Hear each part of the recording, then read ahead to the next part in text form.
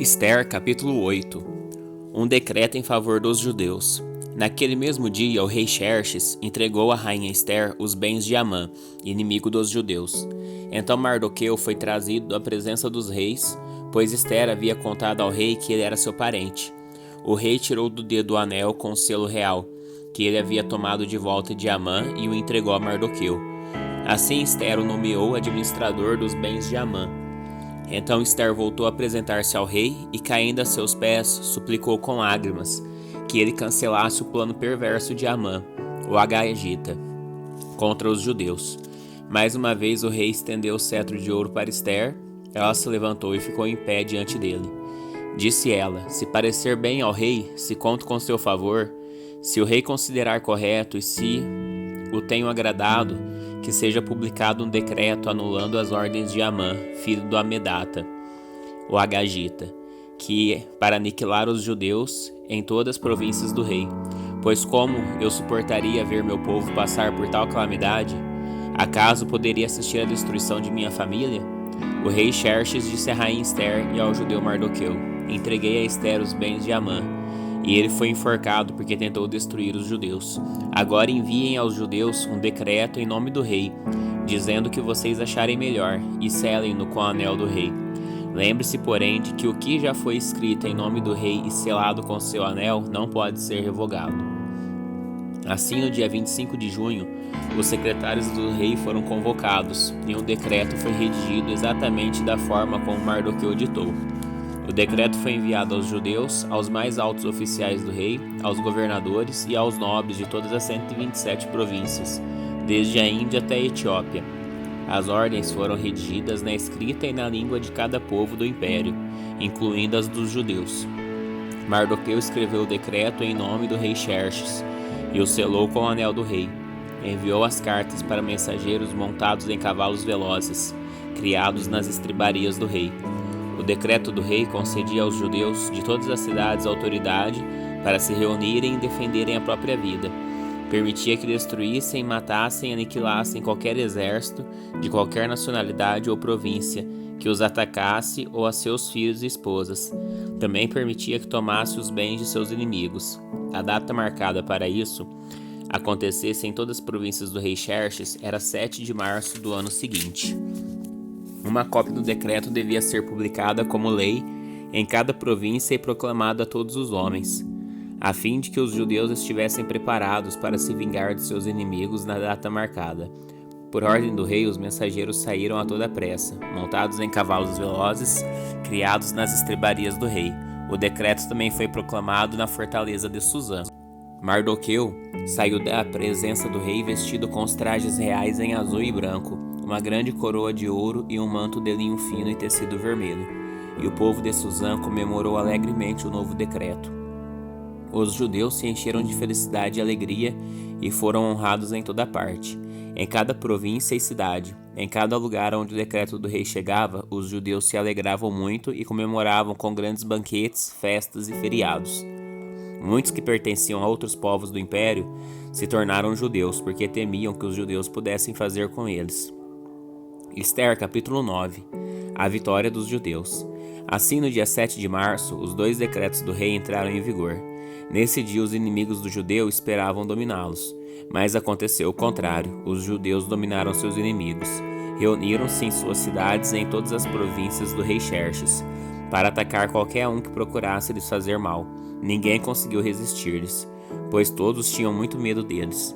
E todos os nobres das províncias, os mais altos oficiais, os governadores e os oficiais do rei, ajudaram os judeus, pois temiam Mardoqueu. Ele havia sido promovido no palácio do rei, e à medida que se tornava mais poderoso, sua fama se espalhava por todas as províncias. Portanto, na data marcada, os judeus feriram seus inimigos à espada. Mataram e aniquilaram seus inimigos e fizeram o que queriam com aqueles que os odiavam. Só na fortaleza de Suzã, os judeus atacaram e mataram 500 homens. Também mataram Parsandata, Dalfon, Aspata, Porata, Adália, Aridata, Parmasta, Arizai, Aridai e Vaizata, os 10 filhos de Amã, filho de Amedata, inimigo dos judeus. No entanto, não tomaram nenhum despojo. Naquele mesmo dia, quando o rei foi informado do número de pessoas mortas na fortaleza de Suzã, mandou chamar a rainha Ester e disse: Só na fortaleza de Suzã, os judeus mataram 500 homens, além dos filhos de Amã. Se fizeram isso aqui, o que terão feito nas províncias? E agora, o que mais deseja? Seu pedido será atendido, diga-me será feito. Ester respondeu: Se parecer bem ao rei, dê permissão aos judeus de Suzã, para que façam novamente amanhã o mesmo que fizeram hoje, e que os corpos dos 10 filhos de Amã sejam pendurados na forca. O rei concordou e publicou o decreto em Suzã, e os corpos dos 10 filhos de Amã foram pendurados na forca. Então, no dia 8 de março, os judeus de Suzã se reuniram e mataram 300 homens. Mais uma vez, porém, não tomaram nenhum despojo. Enquanto isso, os outros judeus em todas as províncias do rei haviam se reunido para defender a própria vida. Livraram-se de seus inimigos ao matar 75.000 dos que odiavam os judeus. No entanto, não tomaram nenhum despojo. Isso foi feito em todas as províncias no dia 7 de março, e no dia 8 descansaram e comemoraram sua vitória, com um dia de festa e alegria. Os judeus de Suzã mataram seus inimigos nos dias 7 e 8 de março e descansaram no dia 9, fazendo dele um dia de festa e alegria. Por isso, os judeus que vivem em povoados nas regiões rurais celebram a festa anual nesse dia determinado, data em que se alegram, festejam e presenteiam uns aos outros com alimentos. A festa de Purim. Mardoqueu registrou esses acontecimentos e enviou cartas aos judeus em todas as províncias do rei Xerxes, tanto aos de perto como aos de longe, instruindo-os a celebrar uma festa anual nesses 2 dias. Ordenou que celebrassem com festas e alegrias, presenteando uns aos outros com alimentos e distribuindo presentes aos pobres. Assim recordariam a ocasião em que os judeus se livraram de seus inimigos, e em que sua tristeza foi transformada em alegria, e seu lamento em dia de festa. Os judeus aceitaram a orientação de Mardoqueu, e adotaram esse costume anual. Amã, filho de Amedata, o Agagita, inimigo dos judeus, havia tramado destruí-los numa data determinada pelo lançamento de sorte, chamadas Purim. Mas quando Ester foi à presença do rei, ele publicou um decreto que fez o plano perverso de Amã se voltar contra ele, e Amã e seus filhos foram pendurados numa forca. Por isso essa comemoração se chama Purim, que se usava antigamente para lançar sortes. Assim, por causa da carta de Mardoqueu e daquilo que lhes havia acontecido, os judeus em todo o reino concordaram em dar início a essa tradição e transmiti-la a seus descendentes e a todos que se tornassem judeus. Declararam que não deixariam de celebrar anualmente esses 2 dias na data determinada. Esses dias seriam lembrados e comemorados de geração em geração por todas as famílias em todas as províncias e cidades do império.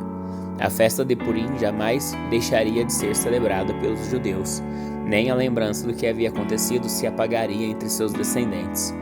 Então a rainha Ester, filha de Abiail, e o judeu Mardoqueu escreveram outra carta com toda a autoridade para confirmar a carta de Mardoqueu e estabelecer a festa de Purim.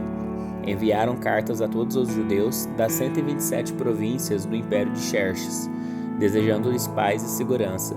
Essas cartas estabeleciam a festa de Purim, uma celebração anual. Esses dias, na data determinada, conforme decretado tanto pelo judeu Mardoqueu como pela rainha Ester. O povo resolveu celebrar essa festa, assim como haviam estabelecido para si e seus descendentes os tempos de jejum e de lamentação.